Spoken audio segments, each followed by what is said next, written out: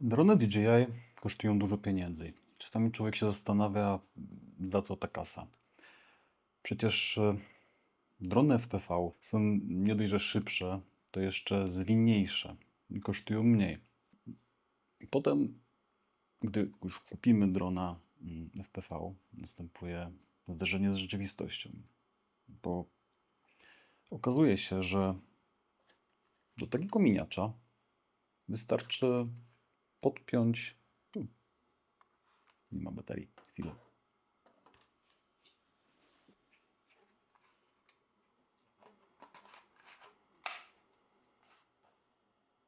Wystarczy podpiąć kabelek USB i się ładuje. A w dronie FPV, żeby mówić w ogóle o czymkolwiek, trzeba najpierw kupić pakiet baterii. A taki pakiet ma jakieś dwie dziwne wtyczki, które nie wiadomo w co włożyć. Okazuje się, że poza kosztem samego drona dodatkowo trzeba kupić jeszcze ładowarkę. Ładowarkę modelarską. A te czasami kosztują więcej niż sam dron. Ale są i takie, które też kosztują grosze. Więc co wybrać? Jedną z najczęściej polecanych ładowarek jest Hota D6. To jest ładowarka dwukanałowa, więc można ładować nie jeden, a dwa pakiety na raz. Ma też wbudowany zasilacz. Wystarczy ją podłączyć do gniazdka, pakiety do ładowarki i można ładować. No ale przy okazji jest dość droga. Bez promocji kosztuje ponad 600 zł. Ja byłem raczej nastawiony na dużo niższą kwotę, dlatego zacząłem szukać alternatyw. No i znalazłem. Hota P6. Jest to odpowiednik ładowarki Hota D6, ale bez wbudowanego zasilacza, za którą zapłaciłem 230 zł. Czy to są wszystkie koszty? Absolutnie nie. A czy było warto? W mojej ocenie jak najbardziej. Oglądając tą ładowarkę dookoła, znalazłem gniazdo USB. No ale niestety okazało się, że nie można nim zasilić ładowarki, gdyż jest to gniazdo wyjściowe. Można nim zasilić jakieś inne urządzenie, nie wiem, telefon na przykład. Więc aby taka ładowarka zadziałała, trzeba dostarczyć jej między 12 a 30 V prądu stałego. Do zasilania jest tu tylko to żółte gniazdo. Potrzeba więc adaptera z tego gniazda, no bo dość rzadko spotykane, poza modelarstwem, no i źródła zasilania. Na szczęście w dzisiejszych czasach nawet telefony są zasilane z 20 V i to ładowarkami, których prąd ładowania nierzadko przekracza 3 A. Potrzebujemy zatem magicznego kabla.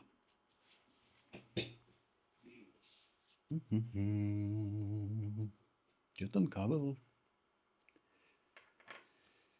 Magicznie zniknął. Jest i magiczny kabel. Dlaczego magiczny? Z jednej strony ma standardowy kabel USB-C.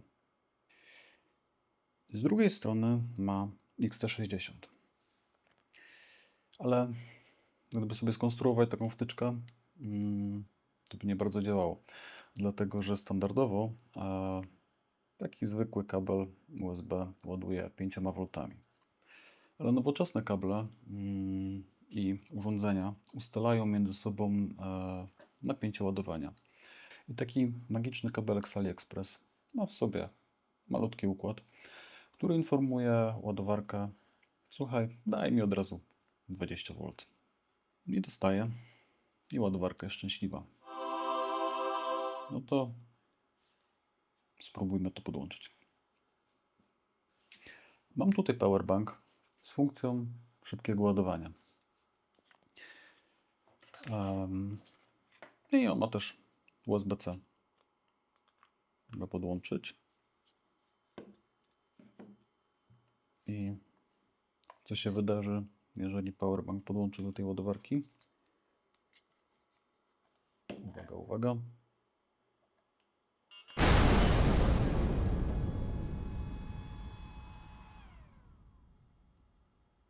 Coś się pokazało. Tu jest podgląd 2 kanałów i na dole jest informacja, że ładowarka dostała 20V, więc nawet z powerbanka byłbym w stanie naładować pakiety. Jak jeszcze można zasilić taką ładowarkę? Oczywiście można podłączyć do standardowej ładowarki Power Delivery od telefonu, być może MacBooka. Można też podłączyć adapter z wtyczki od ładowarki Dell na XT60. Takie ładowarki dają standardowo chyba właśnie 20V albo 25. Fajnie się nadają właśnie do zasilania, bo mają bardzo dużą moc. Rozważałem taką opcję, jednak w podróży najczęściej bierze się po prostu jedną ładowarkę do wszystkiego, do telefonów, do kamer. Przy okazji można naładować dronem. Zanim zaczniemy ładować, spójrzmy na pacjenta. To są maluchy do mojego PW20 Pro. Akumulatory Lava 3S 550 mAh. Co znaczy 3S? To znaczy, że w środku są 3 ogniwa połączone szeregowo. Jedno takie ogniwo ma nominalnie 3,7V. Podczas ładowania oczywiście napięcie się zwiększa aż do 4,2V. Właśnie w taki sposób w uproszczeniu działa pokazywanie, w ilu procentach naładowana jest bateria. Jesteśmy to w stanie sami ocenić, po prostu mierząc napięcie baterii. Ogniwa są połączone szeregowo, więc cały ten pakiet po naładowaniu powinien mieć około 12,6V. Czasami pakiety oznaczone są symbolami na przykład 3S2P. To oznacza, że jest łącznie 6 ogniw, 2 razy połączone równolegle, po 3 ogniwa połączone szeregowo. Choć takich pakietów do dronów się jeszcze nie spotkałem. Bardziej to są pakiety na przykład do zasilania elektronarzędzi, odkurzaczy autonomicznych. Szeregowo sumuje się napięcie. Równolegle napięcie zostaje takie samo, ale sumuje się pojemność. Jest jeszcze jedno oznaczenie baterii, jest parametr C. W tym przypadku moich ogniw jest to 75C. I to oznacza ilość prądu, który pakiet może oddać przy rozładowaniu, nagłym rozładowaniu. Jest to iloczyn liczby C i pojemności baterii. W moim przypadku, jeżeli bateria ma pojemność 550 mAh, czyli weźmy to 550 mAh razy 75, to daje nieco ponad 40 A. Z jednej strony fajnie, bo dron jest bardziej żwawy. Z drugiej natomiast trzeba uważać, bo uszkodzenie takiego pakietu może wywołać pożar, którego nie ugasi się wodą. Dobrze mieć jest specjalną torbę na przechowywanie. Ładować pakiety pod nadzorem i uważać zarówno na przeładowanie, jak i na głębokie rozładowanie. I oczywiście na uszkodzenia baterii. Co z przechowywaniem? I tu dochodzimy do sedna. Dlaczego wydałem tyle pieniędzy na ładowarkę, skoro można kupić najtańszą ładowarkę nawet za 80 zł? Tanie ładowarki zazwyczaj ładują tylko do pełna. Gdy chcemy polatać, o to nam właśnie chodzi. Ale nie latamy codziennie. Nawet gdy mamy zapał, żeby to robić, to może zacząć padać deszcz lub wydarzy się inne niespodziewane wydarzenie w życiu. Żeby nie zniszczyć baterii, gdy mamy co najmniej tygodniową przerwę, najbezpieczniej dla nas i dla baterii jest rozładować ją do napięcia nominalnego, żeby procesy chemiczne zachodzące w środku nie spowodowały trwałego uszkodzenia ogniw. Funkcja, o której mowa, nazywa się storage, czyli tryb przechowywania. Po takim przygotowaniu pakietu bateria może leżeć miesiącami i nic jej nie będzie. A ładowarka w tym trybie rozładowuje każde z ogniw do napięcia nominalnego, które wynosi 3,7 V. Albo je rozładuje, jeżeli jest wyższe, albo naładuje, jeżeli jest niższe. Dlatego warto mieć ten tryb w ładowarce. Pakiet ma dwie wtyczki. Ta większa służy do zasilania drona i ładowania. Ma grubsze kabelki zazwyczaj. Ta mniejsza wtyczka jest od balansera. Wtyczka balansera ma u mnie 4 kabelki, dlatego że to jest pakiet 3S. Jeden czerwony to jest od plusa, on ma maksymalne napięcie względem masy. A 3 pozostałe kolejno za pierwszym, drugim, no i czerwony za trzecim ogniwem. Tak, czyli pierwszy czarny to jest masa. W ten sposób za pierwszym różnica potencjałów będzie mierzona tylko dla jednego ogniwa, za drugim dla dwóch, a za trzecim jest to suma trzech. No i łatwą matematyką można obliczyć, jakie jest napięcie na każdym z ogniw podczas ładowania. Gdy ogniwa nie są ładowane równo, ładowarka przepuszcza prąd z baterii przez wtyczkę balansera przez rezystor na odpowiednie ogniwo, powodując jego rozładowanie. W ten dziwny sposób jednoczesnego ładowania, rozładowania i stałego kontrolowania napięcia można uzyskać dokładnie takie samo napięcie na każdym z ogniw, co jest kluczowe dla efektywnego działania baterii i jej większej żywotności.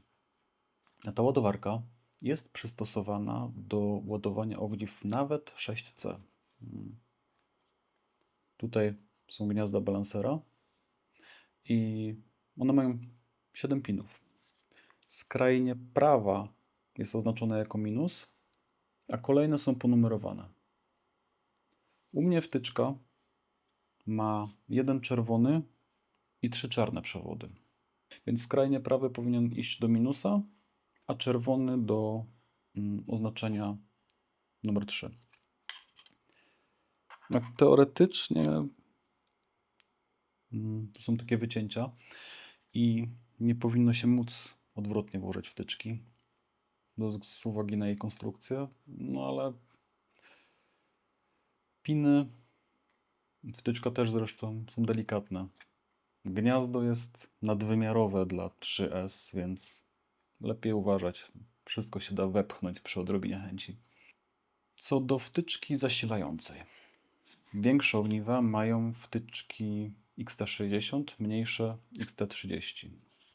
No, ja mam akurat tutaj XT30,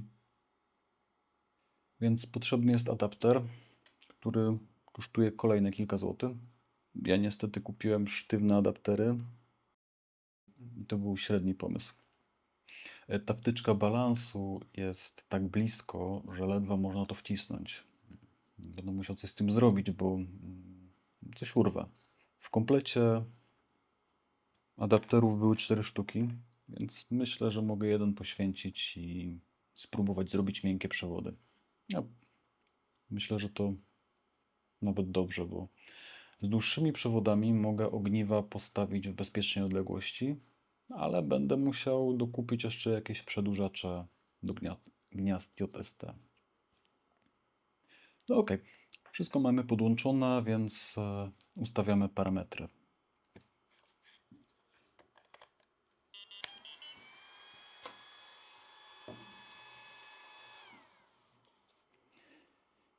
Klikamy na Channel, żeby wybrać kanał. Jest kanał pierwszy. Wchodzimy tym przyciskiem w menu i tutaj możemy pozmieniać parametry. Wybieram baterię LiPo. Są pakiety LiPo. Zadanie Charge, czyli ładowanie do pełna. Moja bateria ma 550 mAh, więc ustawiam prąd ładowania 1C. Taki bezpieczny prąd.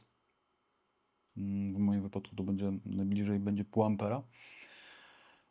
Jest to prąd uważany za bezpieczny, o ile bateria nie jest uszkodzona oczywiście. Tutaj możemy sprawdzić napięcie na poszczególnych ogniwach. To wygląda w tej chwili zdrowo. Po naładowaniu każde ogniwo powinno mieć mniej więcej 4,2 V. No, wszystko jest sprawdzone, więc klikam Start. Dzięki za odwiedzenie mojego warsztatu. Temat nie jest zakończony i w kolejnych częściach pokażę, jak przedłużyć kable i jak ładować bezpiecznie. Więc zasubskrybuj ten kanał, żeby tego nie przegapić i do następnego.